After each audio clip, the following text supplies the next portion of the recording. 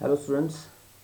Last time जो मैंने video upload किया था उसमें थोड़ी ऑडियो का इशू आ रहा था, तो वो लेक्चर मैं दोबारा से यहाँ आज डिलीवर करूँगा। आई होप आज ऐसी कोई प्रॉब्लम ना हो। So let us start with the same result. The statement is every convergent sequence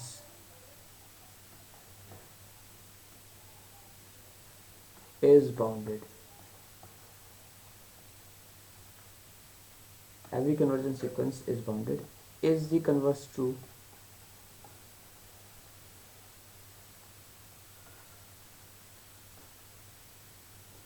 Is the converse true? Justify your answer.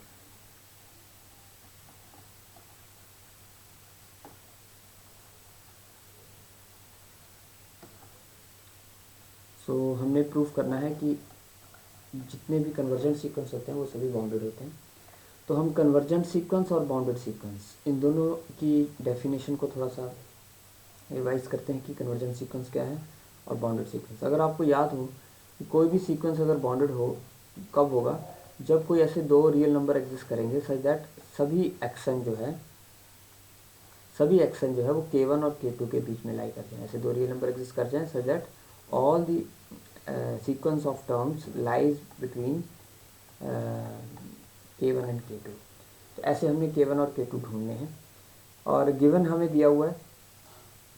Given क्या दिया हुआ है कि हमारा सीक्वेंस जो है वो कन्वर्जेंट है। तो कन्वर्जेंट की डेफिनेशन का हमने यूज़ करके इसको प्रूव करना है। तो आई होप आपको ये आइडिया क्लियर हो गया होगा कि हम क्या करने वाले हैं यहाँ पे। सेकेंडली तो हम इसका प्रूफ स्टार्ट करते हैं। Let x n be a convergent sequence. Let x n be a convergent sequence. Convergent sequence कभी भी डिफाइन हो रहा है तो it will converge to some limit L and converging to L. L कोई रियल नंबर है, उस रियल नंबर पे कन्वर्ज हो रहा है। So then by definition of convergent sequence, then by definition for each given epsilon greater than 0 there exists a natural number n belongs to natural number such that for all n greater than equal to n, xn minus l is less than epsilon. That is, for all n greater than equal to n, all the terms of xn will lie between l minus epsilon and l plus epsilon. ठीक है, तो ये हमारा definition है convergent sequence की। तो according to this definition जितनी भी टर्म्स होंगी एक्सन के बाद वाली टर्म, एक्सन में यहाँ पे ये ले रहा हूँ क्योंकि for all n greater than equal to n x n lies between this, मतलब एक्सन के बाद वाली जितनी भी टर्म्स होंगी x n plus 1, x n plus 2 and up to infinite terms हैं, वो सारी की सारी infinite terms L minus epsilon और एल प्लस एप्सिलॉन के बीच लाई करेंगी। ठीक है, सो हमने क्या करना है बाउंडेड सीक्वेंस में, हमने ऐसे दो नंबर ढूंढने हैं जिसके लिए सभी terms for all n belongs to natural number, सभी टर्म्स जो हैं कोई दो रियल नंबर के बीच में आ जाए। लेकिन यहाँ पे हमारे पास क्या आया कि हमारे पास कुछ इन्फाइनाइट टर्म्स जो हैं वो बाउंडेड होगी, लेकिन n से पहले वाली टर्म्स जो है वो बाउंडेड नहीं है, उनके बारे में हमें कुछ नहीं पता। लेकिन n के बाद वाली टर्म्स जो हैं उनके बारे में हमें पता लग रहा है कि वो सारी की सारी टर्म्स l माइनस एप्सिलॉन और l प्लस एप्सिलॉन के बीच लाई कर रही हैं। तो हमने n से पहले वाली टर्म्स के बारे में भी देखना पड़ेगा ताकि हमारे उनका कोई मैक्सिमम मिनिमम देखना पड़ेगा ताकि हम ये सारी की सारी टर्म्स जो हैं कोई दो रियल नंबर के बीच में ला सकें। ठीक है, तो ये आइडिया हमारे पास अभी फ्लोट हो रहा है। तो हम इसको अप्रोच करते हुए मैं एक यहाँ पे आपको एक छोटा सा इसका ज्योमेट्रिकल एक्सप्रेशन जो है वो बना के बताता हूँ, ताकि आपको आइडिया और क्लियर हो जाए कि हम यहाँ पे कर क्या रहे हैं। सपोज़ ये हमारी x1 है, फर्स्ट टर्म है, x2, x3 and so on, और यहाँ पे हमारा आ गया xn-1, क्योंकि n कोई नेचुरल नंबर है, तो ऐसे चलते चलते कोई हमारे पास xn-1 टर्म आ जाएगी, राइट। उसके बाद वाली टर्म जो है उसको हमने लिख दिया xn, देन अगली टर्म है xn+1, उससे अगली टर्म है xn+2 एंड सो ऑन। तो ये हमें आइडिया हो रहा है कि xn से पहले वाली टर्म्स जो है वो फाइनाइट नंबर ऑफ टर्म्स है। वो कितनी टर्म्स हैं? n-1। उसके बारे में हमें कुछ आइडिया नहीं है, लेकिन इतना हमें श्योर है कि x, ये जो मैंने बड़ी लाइन खींची है, इसके बाद वाली जितनी टर्म्स है जो कि इनफाइनाइट नंबर ऑफ टर्म्स है, वो सारी की सारी जो है वो l-ε और l+ε के बीच लाई कर रही है, राइट। तो ये हमें यहाँ से विजुलाइज कर पा रहे हैं। इसका मतलब अगर मैं इनमें से कोई सबसे बड़ी वैल्यू देख लूँ तो मुझे, अभी तक तो मैंने ये वाली सारी लाइंस कवर कर दी हैं, राइट, लेकिन मुझे ये फाइनाइट नंबर ऑफ टर्म्स जो हैं इसके लिए कोई ऐसा नंबर ढूंढना पड़ेगा जो कि इनसे बड़ा या छोटा हो। ठीक है, अब क्योंकि ये फाइनाइट नंबर ऑफ टर्म्स है इसलिए मैं ढूंढ सकता हूँ ऐसा नंबर जो इनसे बड़ा या छोटा हो। So let k1 equals to minimum of, किसका मिनिमम? ये वाली terms x1, x2, x3 and so on, xn-1। और इनका मिनिमम तो मुझे पता है, ये इनफाइनाइट टर्म्स जो हैं इनका मिनिमम तो मुझे पता है, दैट इज l-ε। सो यहाँ पे लिख लेता हूँ मैं l-ε। तो ये इनफाइनाइट टर्म्स के लिए है, ये वैल्यू हमारी इनफाइनाइट टर्म्स के लिए है, और ये वैल्यूज हमारी फर्स्ट फाइनाइट n-1 टर्म्स के लिए। तो उन सब का मिनिमम मैंने k1 ढूंढ लिया। इसका मतलब मेरे सारे के सीक्वेंस की सभी टर्म्स कवर होगी, इनफाइनाइट टर्म्स जो है l-ε से कवर होगी, और फाइनाइट टर्म्स जो है वो मैंने लिख दी, और उन सब का मैंने मिनिमम ले लिया, that is k1। So k1 will be minimum for all terms of the sequence, right. And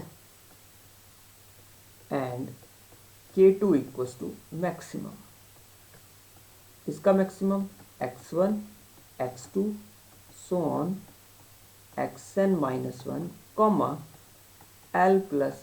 अब फिर से देखें कि जितनी भी ये मेरी इनफाइनाइट टर्म्स हैं इनके लिए सबसे बड़ा नंबर l+ε है, और उससे पहली वाली टर्म्स मैंने सारी लिख दी। तो k2 जो है उस सभी टर्म्स का क्या हो जाएगा? मैक्सिमम हो जाएगा। आई होप आपको ये आइडिया क्लियर हो गया होगा कि हमने यहाँ पे k1 के केस में जब मिनिमम लिया, उस केस में हमने l-ε और फर्स्ट n-1 टर्म्स ली, और जब k2 के केस में हमने मैक्सिमम लिया, उस केस में हमने मैक्सिमम वाली टर्म ली l+ε और फर्स्ट n-1 टर्म्स। उससे क्या हुआ कि k1 और k2 जो है वो हमारा मिनिमम और मैक्सिमम आ जाएगा सभी टर्म्स के लिए। आई होप आपको ये आइडिया क्लियर हो गया होगा। बड़ा ही सिंपल आइडिया है, और इस आइडिया के साथ ही हमारा ये रिजल्ट जो है वो प्रूफ हो जाएगा, that is this implies k1 less than equal to xn less than equal to k2 for all n belongs to natural number. इसको हम थोड़ा बोल्ड करके लिखते हैं। इसका बोल्ड लिखने का वे है ये कि हम फर्स्ट 2 लाइन जो है उनको डबल कर देते हैं। इसका मतलब ये बोल्ड n है, that it represents set of natural number. जैसे हम रियल नंबर को भी लिखते हैं तो उसको भी मैं ऐसे डबल करके लिख देता हूँ। उसका मतलब है this is a bold R, that means it is a set of real numbers. Similarly integers को लिखना हो तो हम ऐसे डबल करके उसको लिख देते हैं। So this is also set of integers, right. So ये आपको आइडिया हो जाएगा आगे से कि मैंने ऐसे क्यों लिखा है इसे। So k1 less than equal to xn less than equal to k2 for all n belongs to natural number, means सभी सीक्वेंस की टर्म्स जो है वो k1 और k2 के बीच लाई करेगी। This implies xn is bounded sequence, तो यही हमने प्रूव करना है। नाउ कन्वर्स, अब हम कन्वर्स देखते हैं क्या इसका ट्रू है क्या नहीं। अब कन्वर्स इसका ट्रू नहीं है, क्यों? हर बाउंडेड सीक्वेंस जो है वो कन्वर्जेंट नहीं होता। ये प्रूव करने के लिए जब भी हम स्टेटमेंट को फॉल्स या नॉट ट्रू प्रूव करते हैं तो उसके लिए हम एक काउंटर एग्जांपल लेते हैं। काउंटर एग्जांपल हम दे देते हैं तो ऐसा हमें पता लग जाता है कि जो रिज़ल्ट जो है इन जनरल होल्ड नहीं कर रहा। फॉर एग्ज़ाम्पल, अगर मैं स्टेटमेंट दूं कि बीएससी सेकेंड ईयर की क्लास में सभी स्टूडेंट्स जो है वो हिमाचल को बिलोंग करते हैं, राइट? तो अब मैं इसको फॉल्स प्रूफ करना चाह रहा हूँ कि this statement is false, then how will I prove it? The very simple way is, अगर कोई ऐसा स्टूडेंट एग्जिस्ट कर जाए, राइट, जो कि हिमाचल से बिलोंग नहीं करता, तो मेरी स्टेटमेंट फॉल्स हो जाएगी। मुझे ये प्रूव करने की ज़रूरत नहीं है कि सारे के सारे स्टूडेंट्स जो हैं वो हिमाचल से नहीं बिलोंग करते हैं। इसका नेगेशन जो है ये नहीं होगा। इसका नेगेशन होगा कि ऐसा कोई एक स्टूडेंट एग्जिस्ट कर जाए जो हिमाचल से बिलोंग नहीं करता, तो मेरी ये स्टेटमेंट फॉल्स हो जाएगी कि सारे स्टूडेंट्स हिमाचल से बिलोंग कर रहे हैं, राइट? मान लो 100 स्टूडेंट्स हैं हमारी क्लास में, और सभी स्टूडेंट्स, अगर मैं बोलूँ all the students belong to Himachal Pradesh, तो मान लो कोई एक स्टूडेंट ऐसा एग्जिस्ट कर जाए जिसका रोल नंबर जो है मान लो सपोज करो 50 है, तो रोल नंबर 50 जो है अगर वो हिमाचल से बिलोंग नहीं करेगा तो मेरी ये स्टेटमेंट गलत हो गई कि सभी स्टूडेंट्स हिमाचल को बिलोंग कर रहे हैं। सो मुझे एक एग्जांपल ऐसी चाहिए, एक स्टूडेंट ऐसा, ठीक है? सो अगर मैं बोल रहा हूँ all the sequence, all the bounded sequence are not convergent, that means I want one such sequence which is bounded but not convergent, right? So the converse of the above theorem is not true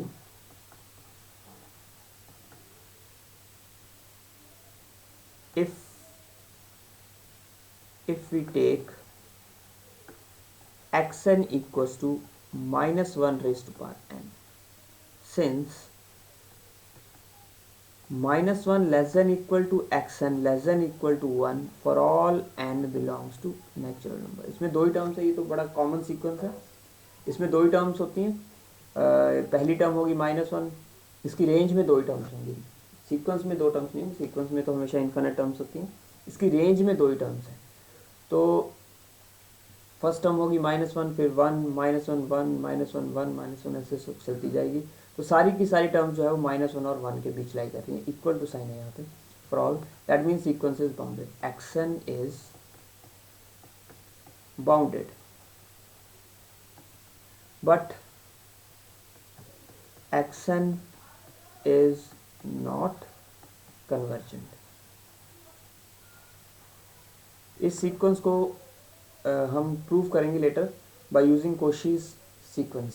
ये sequence जो है वो convergent नहीं होता, इसको हम letter जब हम कोशी सीक्वेंस जो है वो प्रूव करेंगे, तो कोशी सीक्वेंस में हम फर्स्ट क्वेश्चन यही करेंगे कि ये सीक्वेंस जो है कन्वर्जेंट नहीं होता। So x n is not convergent, hence proved, ठीक है?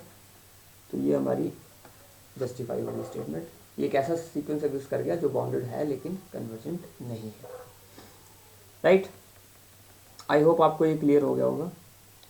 इससे नेक्स्ट जो है वो हम डेफिनेशन करेंगे। वैसे तो हमने उसको थोड़ा सा किया था, लेकिन हम उसको थोड़ा सा अब डिटेल में मैथमेटिकली, मैंने जस्ट कैजुअल डेफिनेशन उसकी दी थी, तो informal definition you can say. तो इनफॉर्मल डेफिनेशन की बजाय हम उसकी एक फॉर्मल डेफिनेशन देते हैं, मैथमेटिकल वे में हम उसको कैसे लिख सकते हैं। तो डेफिनेशन है डाइवर्जेंट सीक्वेंस की।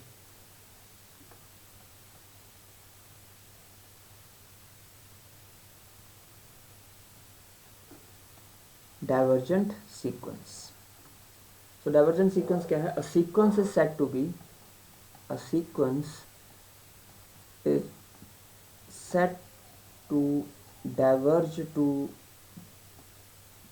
infinity if for each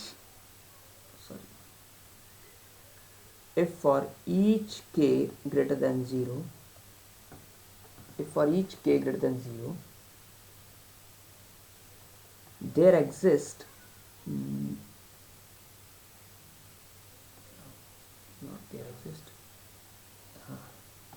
there exists n belongs to natural number such that for all n greater than equal to this n, xn is greater than k. So this is called divergent sequence. क्या मतलब हुआ? कोई भी sequence divergent कब होगा? Diverge करेगा infinity को कब? इसको यहाँ पे इन्फिनिटी का मतलब यहाँ पे प्लस इन्फिनिटी है हमारे. सो इफ़ अगर किसी भी कोई भी के लें, जितना मर्जी बड़ा लें, however large, there exist n belongs to natural number. अब यहाँ पे लार्ज ही की ही इम्पोर्टेंस है. हालांकि मैं यहाँ पे लिख नहीं रहा हूँ क्योंकि मैंने यहाँ पे लिख दिया फॉर ईच के ग्रेटर देन 0. सो स्मॉल के लिए तो ये ज़्यादा इम्पोर्टेंट नहीं है क्योंकि ग्रेटर देन के लिखा है मैंने, तो ये अंडरस्टूड है कि ये लार्ज के लिए है. So there exist a natural number n such that for all n के बाद वाली जितनी भी टर्म्स आएंगी, ठीक है, सो वो जितनी भी टर्म्स होंगी xn, xn+1, xn+2, वो सारी की सारी k से, उस k से बड़ी होंगी. सो उस तब हम बोलेंगे sequence is diverging two plus infinity. Now how will you define a sequence diverging to minus infinity? Sequence xn diverging to minus infinity.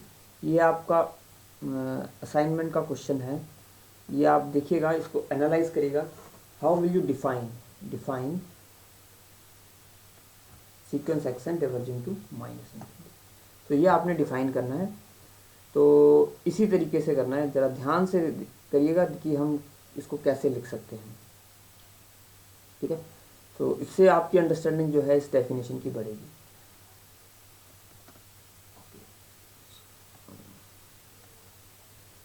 सो इसके बाद इस डेफिनेशन का यूज़ करके हम एक रिज़ल्ट प्रूफ करेंगे, और रिज़ल्ट है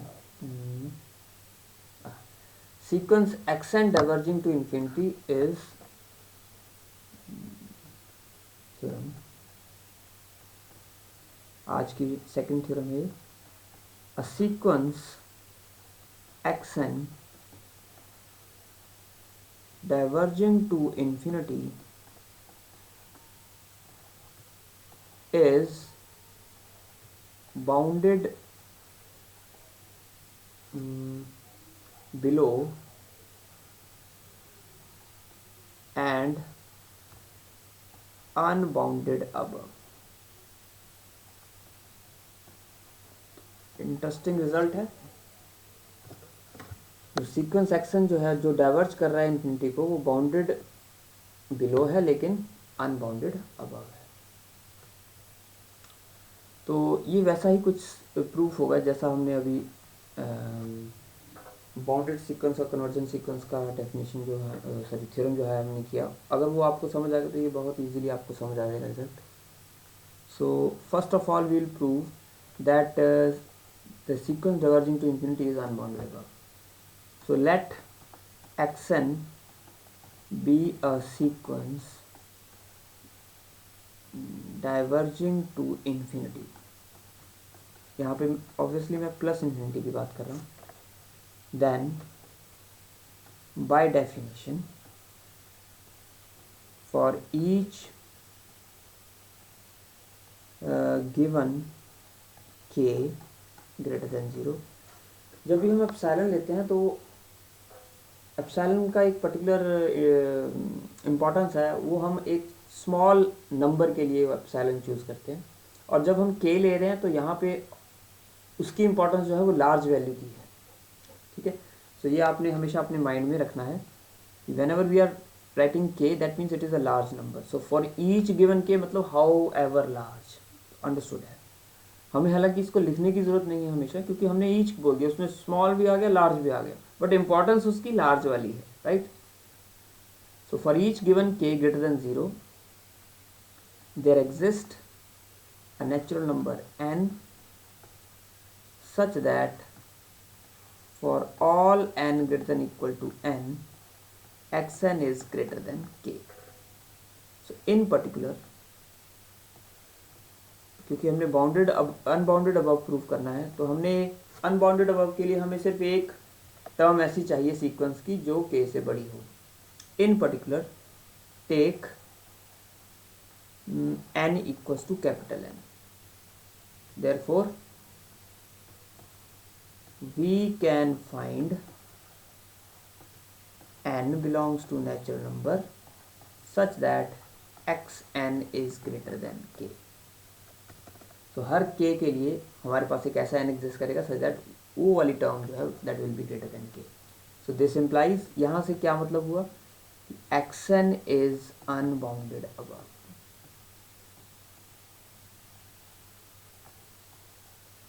xn इज अनबाउंडेड अबव. तो ये हमारा प्रूफ हो गया रिजल्ट, राइट. सो ये फर्स्ट रिजल्ट हमने प्रूफ किया. अनबाउंडेड के लिए हमने सिर्फ एक सीक्वेंस ढूंढना था जो k से बड़ा हो. तो यहाँ पे तो बहुत सारी टर्म्स हैं, सारी terms in fact n greater than equal to n सभी टर्म्स भी बड़ी होती हैं. तो हमने तो सिर्फ एक ही ढूंढनी थी, पर्टिकुलर ले लिया हमने. तो ये हमारी अनबाउंडेड की डेफिनेशन आ गई, अनबाउंडेड अबव सीक्वेंस. अगर आपको याद हो, हमने सीक्वेंस जिस दिन स्टार्ट किया था फर्स्ट डे हमने ये डेफिनेशन करी थी अनबाउंडेड अबव सीक्वेंस की. सो अब हमने प्रूव करना है कि it is bounded below. Bounded below कब होता है, जब एक ऐसा नंबर आ जाए, एग्जिस्ट कर जाए, जिससे सभी टर्म सीक्वेंस की बड़ी हो. Let now let k equals to k1 equals to minimum of. अब हमें पता है कि n वही सेम रिजल्ट यूज करेंगे. हमें पता है कि n greater than equal to n के लिए जितनी भी सीक्वेंस की टर्म है वो k से बड़ी हैं. ठीक है. तो अगर मैं इसको, चलो समझाने के लिए आपको मैं प्लॉट कर दूंगा कि मैंने क्या किया. xn-1 comma k,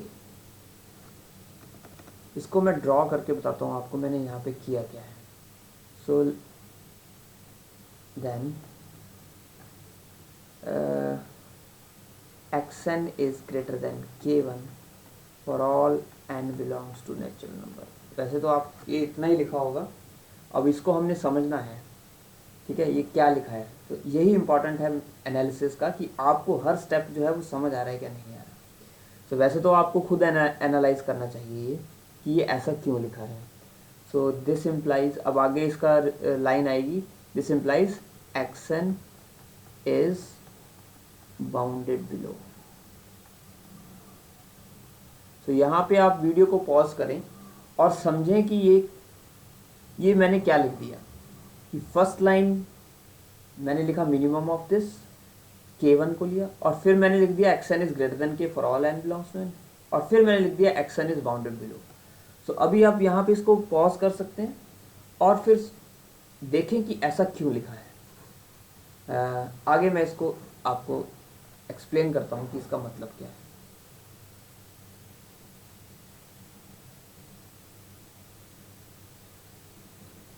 so let me explain. ये लास्ट जो कुछ लाइंस हमने जो लिखी है इसका मतलब क्या है. तो मैं इसको ड्रॉ कर रहा हूँ ताकि आपको ज्योमेट्रिकली मैं इसको विजुलाइज कर पाए हम.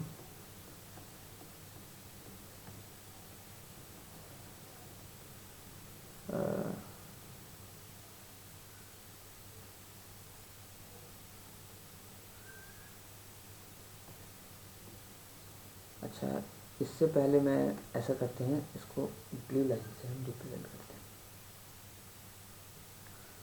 सो this is x1, x2, x3 and so on, और यहाँ पे है xn-1. ठीक है. तो ये हमारी फर्स्ट xn-1 टर्म्स है, और उसके बाद वाली टर्म्स को मैं येलो मार्क कर रहा हूँ.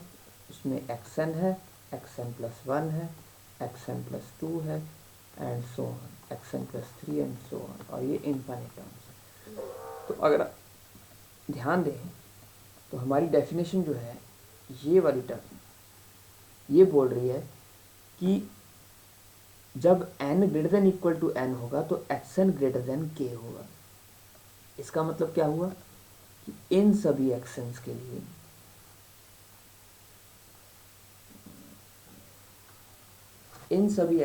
लिए जो कि इनफाइनाइट है, इसके लिए ये सारे सीक्वेंस की टर्म जो है k से बड़ी है। हमें चाहिए पूरे के पूरे सीक्वेंस के लिए, यहाँ से लेके अप टू इन्फिनिटी तक, ठीक है। इतने के लिए हमें मिल गया एक नंबर k, कि इस k से ये वाली इनफाइनाइट टर्म्स जो है वो सारी बड़ी है। तो हमने इनमें से भी सबसे छोटी टर्म ढूंढनी है, तो सभी पूरे सीक्वेंस में से सबसे छोटी ढूंढनी है। इनफाइनाइट टर्म्स की सबसे छोटी k है, और ये हमारी है फाइनाइट नंबर ऑफ टर्म्स।